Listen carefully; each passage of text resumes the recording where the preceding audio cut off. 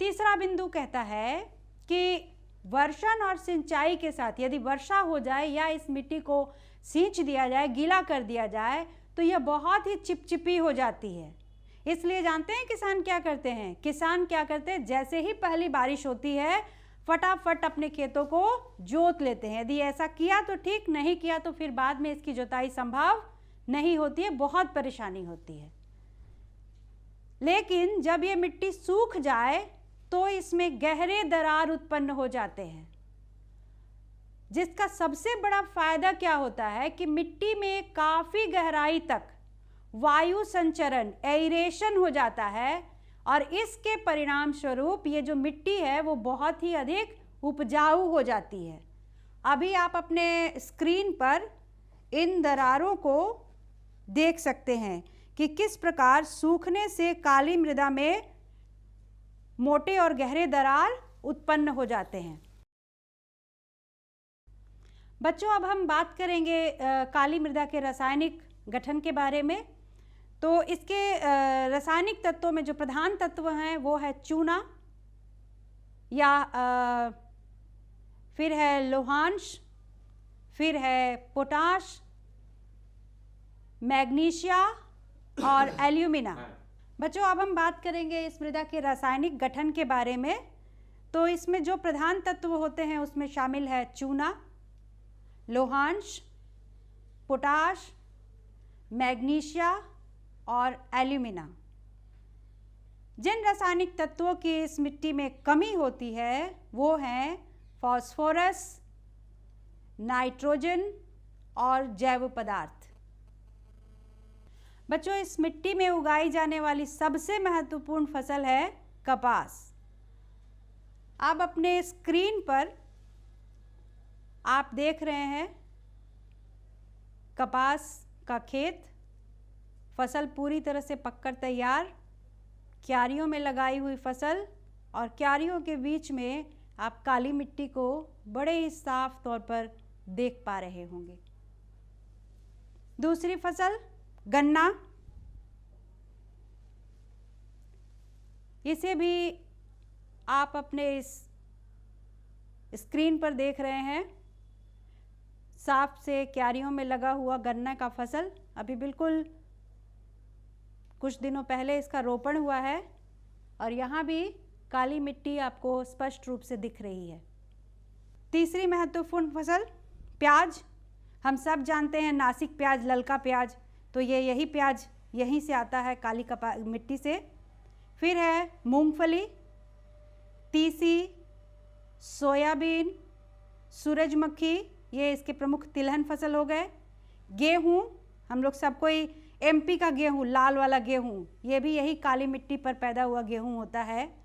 और सबसे जो अनोखी बात इस मिट्टी की होती है वो है कि यहाँ रसदार फलों, यहाँ की एक सबसे अनोखी फसल संतरा, जिसे आप अपने स्क्रीन पर अभी देख पा रहे हैं। दूसरा इसी काली मिट्टी में उगाए जाने वाला ये अंगूर, जिसे भी आप अपने स्क्रीन पर अभी देख पा रहे हैं। नीचे काली मिट्टी आपको साफ से दिख रही है। चलिए बच्चों, अब हम तीसरे मृदा प्रकार लाल एवं पीली मृदा के बारे में बातें करते हैं। यह देश की तीसरी सबसे महत्वपूर्ण मृदा है। हालांकि क्षेत्रफल में ये आप देख सकते हैं काली मृदा से ज़्यादा है। काली मृदा का 15% था और ये है 18.5%। लेकिन चूंकि काली मृदा की उपज शक्ति, उस पर लगाए जाने वाले फसलों का आर्थिक महत्व ये ज़्यादा है, इसलिए हम उसे दूसरा और इसे तीसरा महत्वपूर्ण मृदा कहते हैं। ये मृदा भी काली मृदा की भांति ही जोनल यानी स्थानीय मृदा है, यानी जहाँ आज ये मृदा पाई जाती है इसका निर्माण, इसकी उत्पत्ति भी वहीं के पेरेंट रॉक से, वहीं के मूल चट्टानों के विघटन से हुआ है। इसका विकास प्रायद्वीपीय भारत के, प्रायद्वीपीय जो पठार है उसके पूर्वी, ठीक है, तथा दक्षिणी भाग में उन क्षेत्रों में हुआ है जहाँ की वार्षिक वर्षा की मात्रा 100 सेंटीमीटर से कम है। ठीक है, ये आप देखेंगे जब समान वर्षा वाली रेखाओं को, तो आप पाएंगे कि ये 100 सेंटीमीटर वर्षा की रेखा कुछ इस तरह से गुजरती है और ये उस 100 सेंटीमीटर वाले क्षेत्र से जहाँ कम वर्षा होती है उन्हीं क्षेत्रों में पाया जाता है। इस मृदा में लोहांश के कारण इसका रंग क्या होता है? लाल होता है। परंतु ये लाल कब होगा? जब ये मृदा सूखी होगी, यानी जलवायु में शुष्कता होगी। लेकिन जैसे ही नमी की मात्रा, जल की मात्रा बढ़ती है तो जल योजन की क्रिया यानी हाइड्रेशन की क्रिया संपन्न होती है और वैसा होने पर इस मिट्टी का रंग पीला हो जाता है। इसीलिए कहीं कहीं ऐसा दिखता है कि मिट्टी ऊपर में यानी सतह पर तो ये लाल रंग की दिखती है, परंतु जब हम मिट्टी को नीचे देखते हैं यानी उसके संस्तरों में नीचे की तरफ बढ़ते हैं तो मिट्टी का रंग पीला नज़र आता है। इसे आप एक फ़ोटो अभी देख पाएंगे अपने स्क्रीन पर। बच्चों, आप इस फोटो में देख पा रहे हैं लाल मिट्टी का ये आपको फ़ोटो है।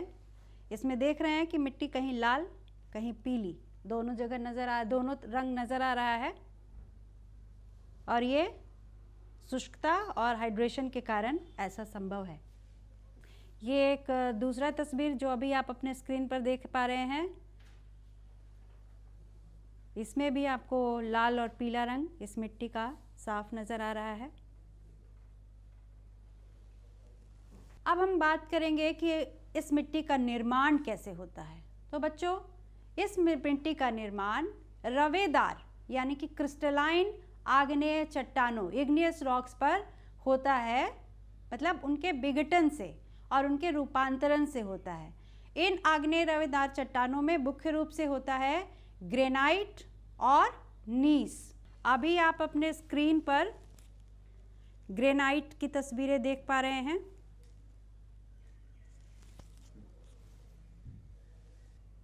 और अब जो तस्वीर आपके स्क्रीन पर है ये है नीस चट्टान।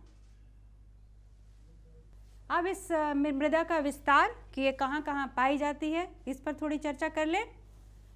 तो आप देखेंगे कि इस मृदा का विस्तार दक्कन लावा प्रदेश के काली मृदा क्षेत्र को घेरे हुए निम्न क्षेत्रों में है, जिसमें शामिल है तमिलनाडु, कर्नाटक, गोवा, दक्षिण पूर्वी महाराष्ट्र, आंध्र प्रदेश, उड़ीसा, छत्तीसगढ़, कुछ भाग मध्य प्रदेश का भी इसमें शामिल है, फिर छोटा नागपुर का पठार, और फिर हम देखते हैं कि पूर्वी भारत में पूर्वांचल के पठार जिसमें मेघालय और नागालैंड पर इस मृदा का फैलाव दिखता है।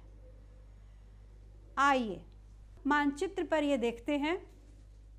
बच्चों, ये देखिए तमिलनाडु, यहाँ कर्नाटक, ये आपका गोवा, महाराष्ट्र का दक्षिण पूर्वी भाग, ये आ गए हम लोग आंध्र प्रदेश, यहाँ आप देखेंगे उड़ीसा, यहाँ आप देख रहे हैं पूरा छत्तीसगढ़, ये मध्य प्रदेश के कुछ भाग, ये आप देख रहे हैं झारखंड यानी छोटा नागपुर का पठार।